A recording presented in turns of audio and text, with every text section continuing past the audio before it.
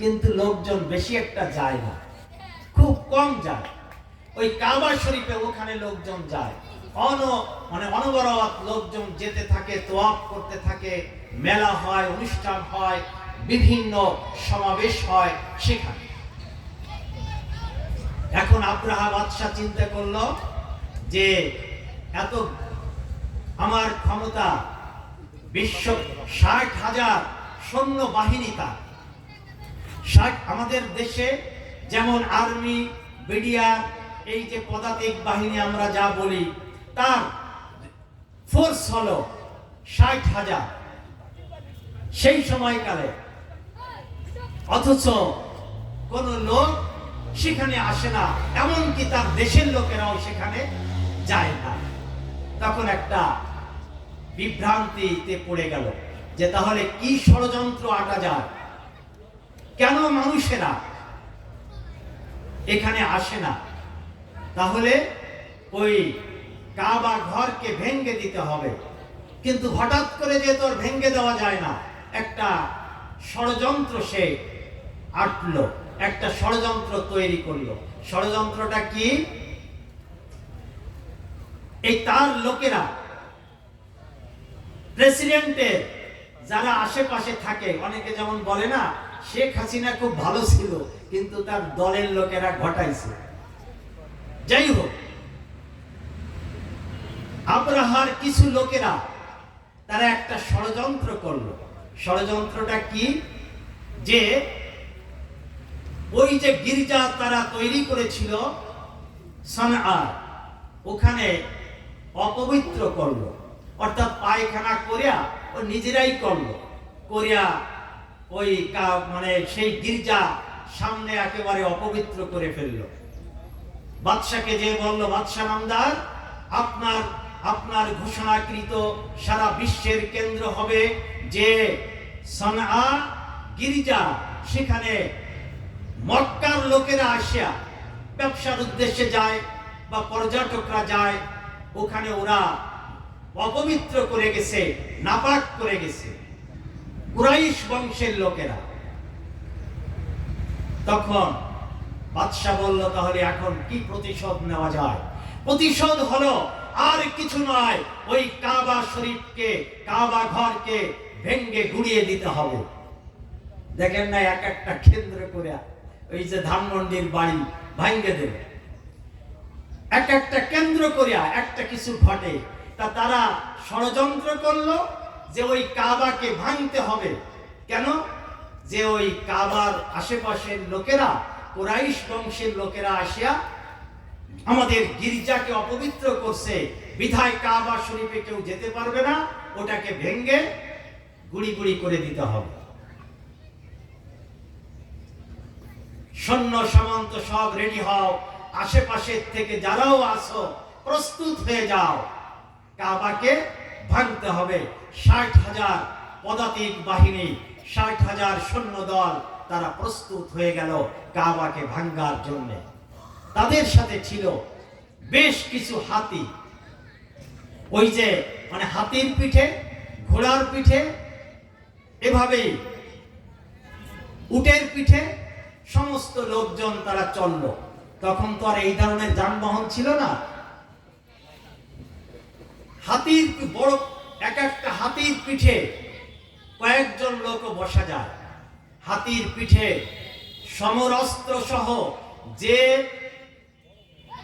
জিনিস দিয়ে, এখন তো বুলডোজার, সেই সময় আর কি ছিল, যা দিয়ে ভাঙ্গা হবে, বড় বড় হাতুড়ি, যা দিয়ে কাবা ঘরকে আঘাত করা হবে, ভাঙ্গা হবে, এরকমের অস্ত্র ছিল ওই হাতির পিঠে। তাদের উদ্দেশ্য হলো কাবা ঘরকে ভেঙে দিতে হবে। এখন কাবা ঘরকে ভাঙ্গার উদ্দেশ্যে তারা রওনা হয়েছে 60,000 লোক। আর কুরাইশ বংশের, কুরাইশ তো একটা বংশ, তারাই কাবার রক্ষণাবেক্ষণ করত, সেখানে তো অল্প কিছু লোক।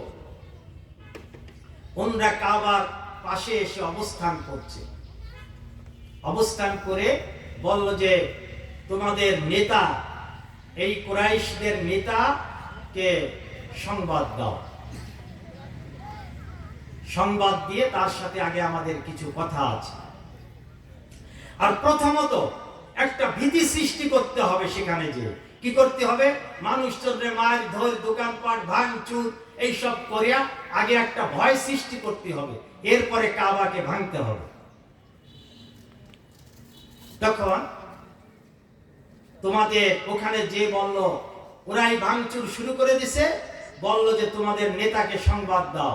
কুরাইশ বংশের নেতা হলো, সবচেয়ে বড় সর্দার হলো আব্দুল মুত্তালিব, রাসূল সাল্লাল্লাহু আলাইহি ওয়াসাল্লামের দাদা। তিনি হলেন ওই কুরাইশ বংশের নেতৃত্ব দেন নেতা। ইতিমধ্যে 100 উট তারা ধরেও নিয়ে গেছে। আব্দুল মুত্তালিব যে বলল, বাদশাহ নামদার আমাকে কেন ডেকেছেন? তখন বলল যে তোমাকে ডাকছি এজন্য, তুমি কুরাইশ বংশের নেতা, এই কুরাইশ বংশের লোকেরা আমাদের সাথে বেয়াদবি করেছে, অতএব আমরা কাবা ঘরকে ভেঙে দেব। তোমার যদি সৈন্য সামন্ত থাকে, লোক থাকে, তাহলে নিয়ে প্রস্তুত হও, তা না হলে এখনই ভাঙ্গা শুরু হয়ে যাবে। 60,000 সৈন্য সশস্ত্র আর কুরাইশ বংশের গুটি কতেক লোক।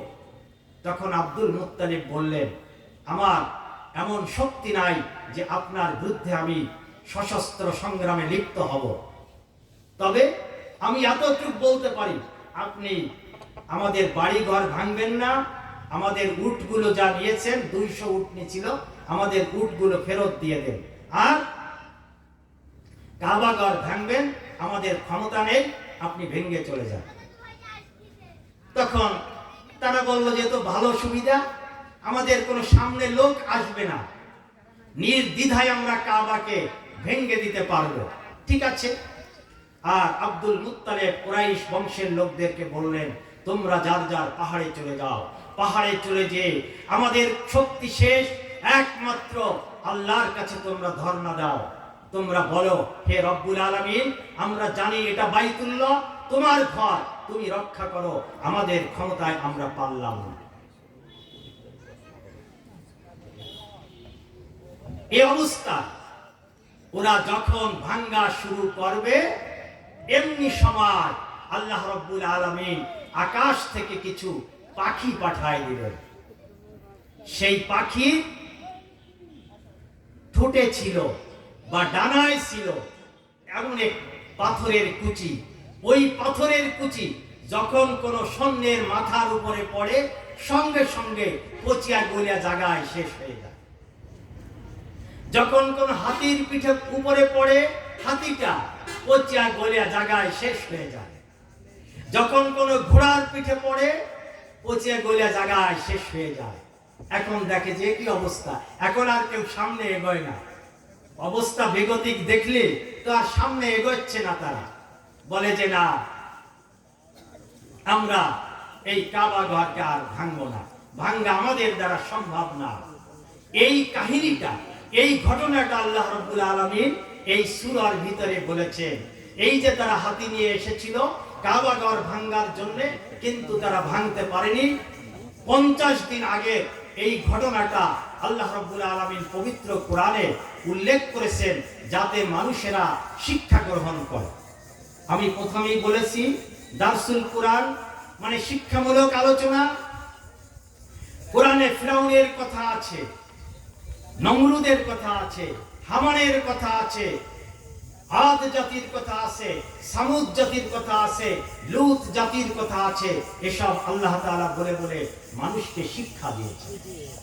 এখানে আবরাহা বাদশাহ এই হাতি সংক্রান্ত ঘটনাটি উল্লেখ করে আল্লাহ রাব্বুল আলামিন মানুষকে কিছু শিক্ষা দিয়েছেন। তাহলে নাজিলের ঘটনাটা কি আপনারা সবাই বুঝতে পারছেন? আমি এক কথায় বলে দিই, তা হলো আবরাহা বাদশাহ যখন ওই বাইতুল্লাহকে ভাঙার জন্য এসেছিল, আল্লাহ রাব্বুল আলামিন তাদেরকে আযাব দিয়ে, পাখির মাধ্যমে আযাব দিয়ে তাদেরকে শেষ করে দিয়েছে। এই ঘটনার পরিপ্রেক্ষিতে এইটা ওই আরব দেশে জানাজানি ছিল, আল্লাহ রাব্বুল আলামিন পবিত্র কোরআনে বলে দিলেন, ঘোষণা করে দিলেন। এবার আসুন, আমাদের নিয়ম হলো আমরা প্রথমে তিলাওয়াত করে অর্থ করি, কিন্তু আমি একটু ব্যতিক্রম ধারায় চলে গেছি। আসুন প্রথম যে আয়াতটি, আউযু বিল্লাহি মিনাশ শাইতানির রাজীম, বিসমিল্লাহির রহমানির রহিম, আলাম তারা কাইফা ফাআলা রাব্বুকা বিআসহাবিল ফিল। আল্লাহ বলেন, তুমি কি দেখেছো, তুমি কি চিন্তা করেছো আল্লাহ তাআলা হাতিওয়ালাদের সাথে কি ব্যবহার করেছে? কাইফা ফাআলা রাব্বুকা, তোমার রব ওই হস্তি বাহিনীর সাথে, হাতি নিয়ে যারা এসেছিল কাবাকে আক্রমণ করার জন্য, তাদের সাথে ঘটনাটা কি ঘটায়ছে? আল্লাহ যদি কাউকে অপমানিত করে এভাবে করে, আল্লাহ যদি কোন জাতিকে ধ্বংস করে দেন এভাবে করে। তাই আল্লাহ তাআলা বললেন, আলাম তারা কাইফা ফাআলা রাব্বুকা বিআসহাবিল ফিল আলাম ইয়াজআল কাইদাহুম ফি তাদলিল। তিনি কি তাদের ষড়যন্ত্রকে বানচাল করে দেন নাই? তারা একটা ষড়যন্ত্র ডাক করছিল। কি ষড়যন্ত্র? যে কাবাকে তো ভাঙতে হবে, কিন্তু একটা কৌশল অবলম্বন করি। এই কৌশল আল্লাহ তাআলা ধ্বংস করে দিলেন। আলাম ইয়াজআল কাইদাহুম ফি তাদলিল ওয়া আরসালা আলাইহিম তায়রান আবাবিল। এই যে আমরা ছোটবেলায় শুনতাম আবাবিল পাখি, আসলে তা নয়। ঝাঁকে ঝাঁকে ৬০,০০০ পাখি এসেছে, ৬০ আর ৬০, ১২০,০০০ পাখিতে আকাশ ছেয়ে গেছে, ভাগে পায় না। আল্লাহ তাআলা বলেন, ওয়া আরসালা আলাইহিম তায়রান আবাবিল, আমি তাদের পরে পাঠিয়েছিলাম ঝাঁকে ঝাঁকে পাখি। তারপর ওয়া আরসালা আলাইহিম তায়রান আবাবিল, তারপরে তারমিহিম বিহিজারাতিন মিন সিজ্জিল, তারা নিক্ষেপ করলো পাথরের কুচি। তাফসিরে আছে কোথাও পোড়া মাটি কুচি, পাথরের কুচি তাদের পরে নিক্ষেপ করা হলো, নিক্ষেপ করলো। তারমিহিম বিহিজারাতিন মিন সিজ্জিল ফাজআলাহুম কাআসফিন মাকুল, অতঃপর তিনি তাদেরকে করে দিলেন চিবানো ভুসির মতো। আমরা সবাই গ্রাম অঞ্চলের মানুষ, আমরা জানি ঘাস যদি গরুতে চিবায় বা খাইয়ে ফেলে দেয় তাহলে কেমন হয়? একটা ছাবা ছাবা ভুসি ভুসি এরকম হয় না? আল্লাহ তাআলা বলেন, ওই ৬০,০০০ পদাতিক বাহিনীকে আমি কাআসফিন মাকুল করে দিয়েছি। একেবারে মাটির সাথে সব মিশে গেছে, আর মিশে কোনটা পচে গলে গেছে। আল্লাহ রাব্বুল আলামিন বৃষ্টি দিয়ে একেবারে ধুইয়া মুছিয়া কাবা ঘরকে সুন্দর পবিত্র করে দিয়েছে। সুবহানাল্লাহ। ফাজআলাহুম কাআসফিন মাকুল। এই হলো সূরার বিস্তারিত ব্যাখ্যা করার এখন আর সময়ও নেই, আমি করলাম না। সম্মানিত ভাইয়েরা, দরসুল কোরআন মানে হলো কোরআনের পরে শিক্ষামূলক আলোচনা। কোরআনকে আমাদের বুঝতে হবে, খালি তিলাওয়াত করলে হবে না। এই রমজান মাস আসলে আমরা আগে শুনতাম যে কয় খতম, কেউ বলতো ১ খতম আর ২ খতম ৩ খতম, এভাবে খতমের প্রতিযোগিতা চলতো।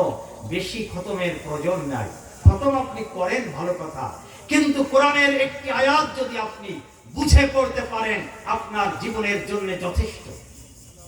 আজ সকালে আমি তিলাওয়াত করতেছিলাম হযরত ইব্রাহিম আলাইহিস সালামের একটি দোয়া, রব্বি হাবলি হুকমান ওয়া আলহিকনি বিসসালিহিন। আয়াতটি পড়ে আমি তাফসীর করলাম, অনেক সময় চিন্তা করলাম যে আল্লাহ রাব্বুল আলামিন কোরআনের ভিতরে কত কিছু মানুষকে শিখিয়েছেন, কিন্তু হায়রে আমরা বুঝি না, আমরা কোরআনের কাছে আসি না, আমরা কোরআনকে সেভাবে পড়ি না। সম্মানিত ভাইয়েরা, সম্মানিত হাজিরিন, আজকে এখানে যারা উপস্থিত আছেন, আমি এই দরসুল কোরআনের মাধ্যমে আপনাদের কাছে আহ্বান করব, আপনাদের কাছে দাবি করব, আসুন আমরা প্রতিদিন কোরআনকে বুঝে পড়ব, অর্থাৎ কোরআনের অর্থ পড়ব এবং কোরআনকে বোঝার চেষ্টা করব। আল্লাহ রাব্বুল আলামিন কোরআন এজন্য অবতীর্ণ করেন নাই যে খালি তুমি তিলাওয়াত করতেই থাকো আর তুমি খতম করতেই থাকো, এজন্য নয়। আজকের এই বিশ্বে কোরআন অনেক খ্রিস্টান তারা পড়ে মুসলমান হয়ে যাচ্ছে, অনেক হিন্দু কোরআন পড়ে মুসলমান হয়ে যাচ্ছে। কোরআন সবাই পড়তে পারে, হিন্দুরাও পড়তে পারে, খ্রিস্টানরাও পড়তে পারে, সবার জন্য উন্মুক্ত। আল্লাহ রাব্বুল আলামিন বলেন কিতাবুম মুবিন, এই খোলা চিঠি, এই চিঠি সবাই পড়তে পারে। ডক্টর ইসলামুল হকের নাম হয়তো আপনারা শুনেছেন, ৮০-র দশকে তিনি বাগেরহাটেও এসেছিলেন। তিনি ছিলেন ভারতের হিন্দুদের একজন দেবতা। হিন্দুরা তার ওখানে এসে পূজা পার্বণ করত, তারপরে হিন্দুদেরকে সে সবক দিত। এমনি ভাবে তিনি প্রতিদিন কোরআন পড়তেন। ভগবান শিক্ষক নাম হয়ে গেল। হ্যাঁ, কোরআন পড়তাকে ভগবান হিসাবে তার আখ্যায়িত করলো। কোরআন পড়তে পড়তে তিনি একদিন কোরআন বুঝে তিনি দেখলেন যে আসলে আমি যা করছি এটা প্রলাপ, এটা মিথ্যা, আর ইসলাম ধর্মটাই হলো সঠিক ধর্ম। এই গবেষণা করে তিনি রাত্রে ঘুমিয়ে আছেন। রাত্রে রাসূল আকরাম সাল্লাল্লাহু আলাইহি ওয়াসাল্লাম স্বপ্নে যোগে বলছেন, হে শিব শঙ্কর, তোমার সারাটা জীবন তুমি পূজা পর্বণে কাটিয়েছো, তুমি মানুষকে অন্যায়ের দিকে আহ্বান করছো, কিন্তু এখন আসো তুমি আজকেই পড়ে নাও লা ইলাহা ইল্লাল্লাহু মুহাম্মাদুর রাসূলুল্লাহ।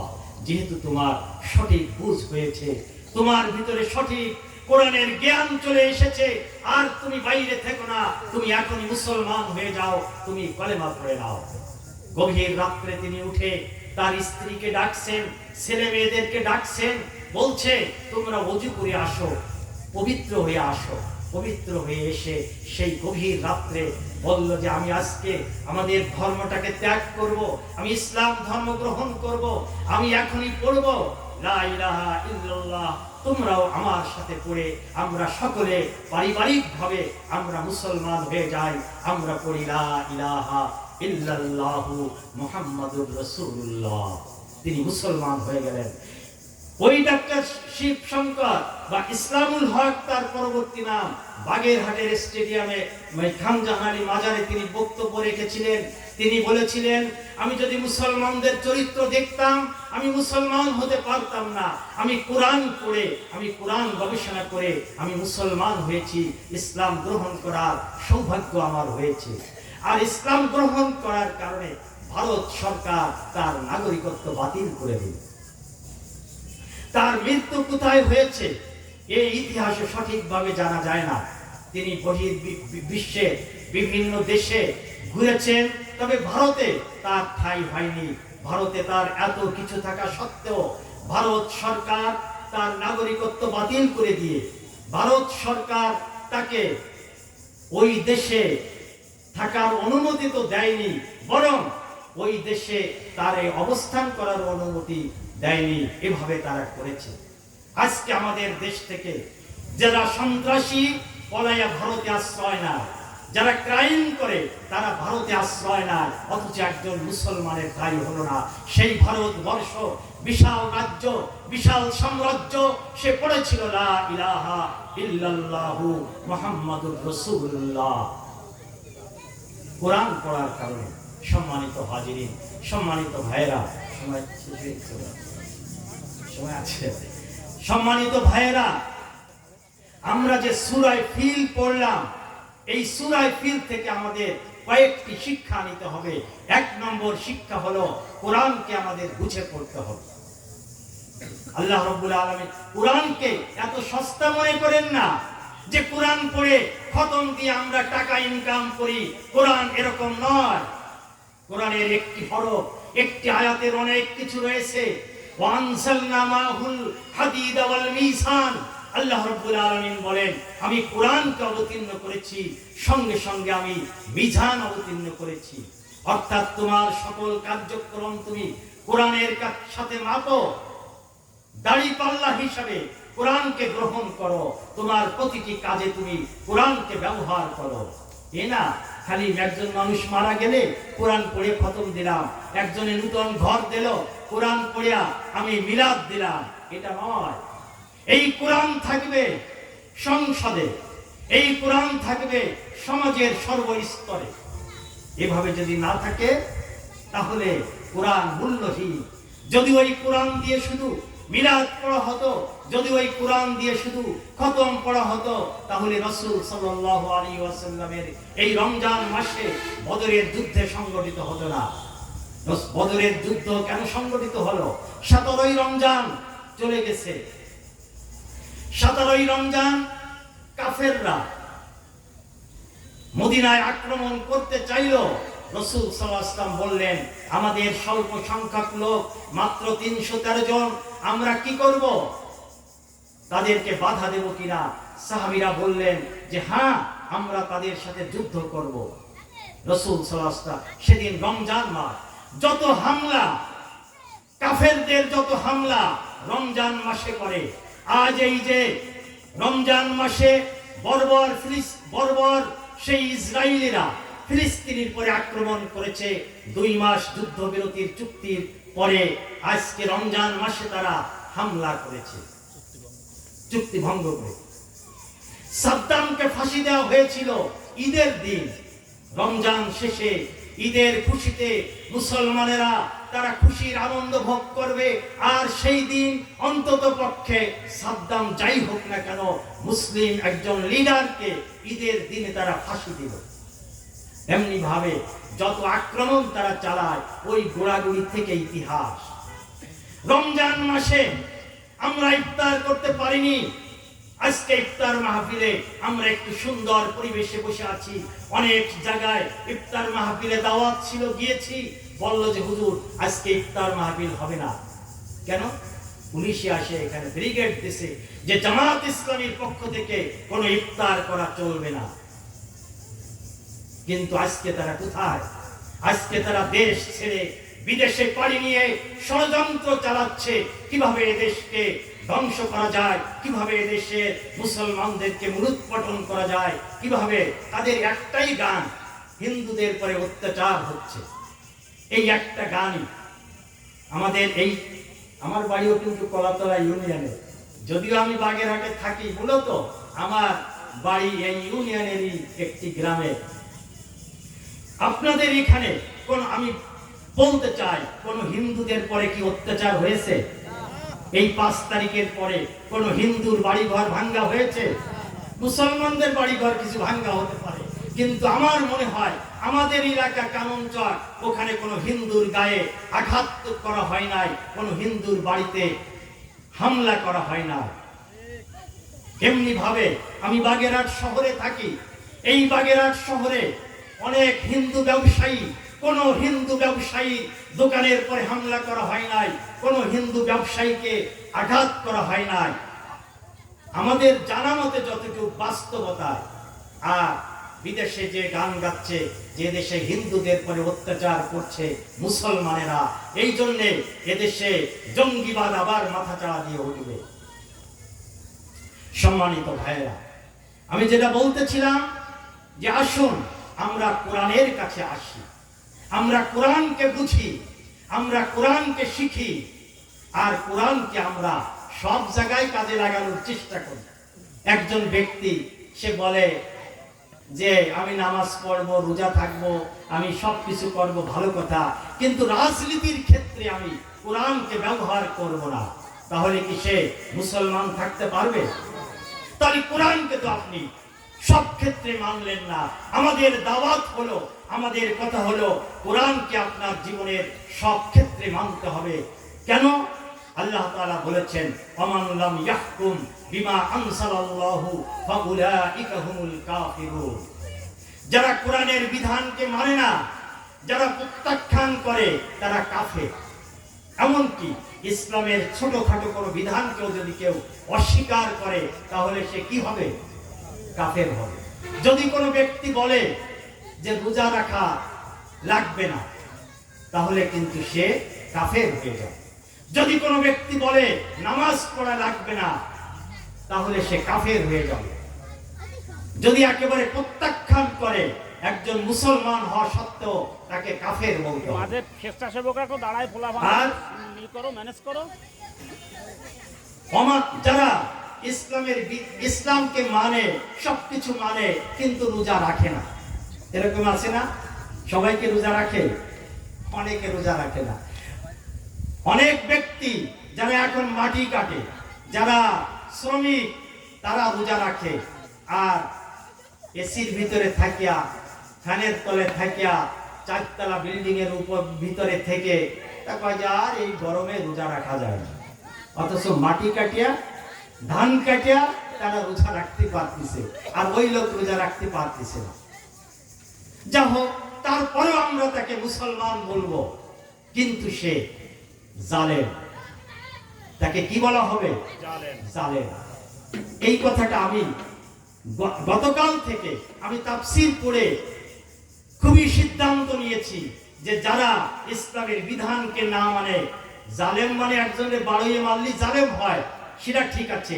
একজন ব্যক্তি যদি আল্লাহর বিধানকে না মানে, সেও জালেম। ওমান লাম ইয়াহকুম বিমা আনসালাল্লাহু ফাউলাইকা হুমুল কাফিরুন। এক জায়গায় বলা হয়েছে ওমান লাম ইয়াহকুম বিমা আনসালাল্লাহু ফাউলাইকা হুমুজ জালিমুন। তারাই হলো জালেম, যারা আল্লাহর বিধানকে মানে না।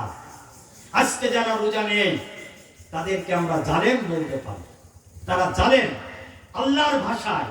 যদিও আপনি যদি কাউকে বলেন জালেম, তাহলে বিশাল রাগ হয়ে যাবে। এই তুই আমারে জালেম বললি, আমি রোজা না রাখলে কি হয়? আমার ঈমান ঠিক আছে বলবে না? নামাজ না পড়লে কি হয়? আমার ঈমান ঠিক আছে। সে জালেম। ওমান লাম ইয়াহকুম বিমা আনসালাল্লাহু ফাউলাইকা হুমুল কাফিরুন ফাউলাইকা হুমুজ জালিমুন ফাউলাইকা হুমুল ফাসিকুন। এই তিনটি কথা আল্লাহ তাআলা ব্যবহার করেছে। সম্মানিত ভাইরা, সময় আছে? এখন আমি আপনাদের সামনে সূরাতুল ফিল নিয়ে আলোচনা করেছি। সূরাতুল ফিল আলোচনা করতে গিয়ে কোরআন সম্পর্কে কিছু কথা বলেছি। কোরআন সম্পর্কে কিছু কথা বলতে যে বাস্তব কিছু কথা বলেছি। আমাদের বর্তমান পরিস্থিতি, এই পরিস্থিতিতে আমার সর্বশেষ কথা হলো, আপনি আর আমি যদি ঈমানের দাবি করি, কোরআনের পক্ষের শক্তি হিসাবে দাবি করি, আমি যদি কোরআনের ধারক বাহক হিসাবে দাবি করি, তাহলে সিদ্ধান্ত নিই যে আমরা কোরআনের পক্ষে থাকব, আমরা কোরআনের পক্ষের বাইরে যাব না। এই সিদ্ধান্ত আমরা নিতে পারি। আজকের এই রমজানের গত 20 রমজান, এই পড়ন্ত বেলায় ইফতারের পূর্ব মুহূর্তে আপনি আর আমি যদি সিদ্ধান্ত নিই যে জীবনের সব ক্ষেত্রে আমি কোরআনের পক্ষে থাকব, আমি কোরআনের বাইরে যাব না, আগামীর বাংলাদেশ তাহলে হবে কোরআনের বাংলাদেশ। আগামীর বাংলাদেশ হবে শান্তির বাংলাদেশ। আগামীর বাংলাদেশ হবে শৃঙ্খলার বাংলাদেশ। আগামীর বাংলাদেশ হবে সাম্যের বাংলাদেশ। আগামীর বাংলাদেশ হবে মানুষের ভিতরে ভ্রাতৃত্বের বাংলাদেশ। এইটা নয় অমুক ওই দল করে, এই জন্য ওকে কি করতে হবে, ওকে প্রতিহত করতে হবে, ওকে দেশ থেকে তাড়াতে হবে। আসুন, এই দেশের শান্তি শৃঙ্খলা বজায় রাখার জন্য একজন মুসলমান হিসাবে আমরা কোরআনের পক্ষে থাকব, এই আশাবাদ ব্যক্ত করেই আমি সূরা ফিলের আলোচনা আপনাদের সামনে পেশ করছি। আমরা সকলে যেন কোরআন থেকে শিক্ষা নিতে পারি, এই আশাবাদ ব্যক্ত করেই আমার কথা এখানে শেষ করছি। আমা আলাইনা ইল্লাল বালাগ।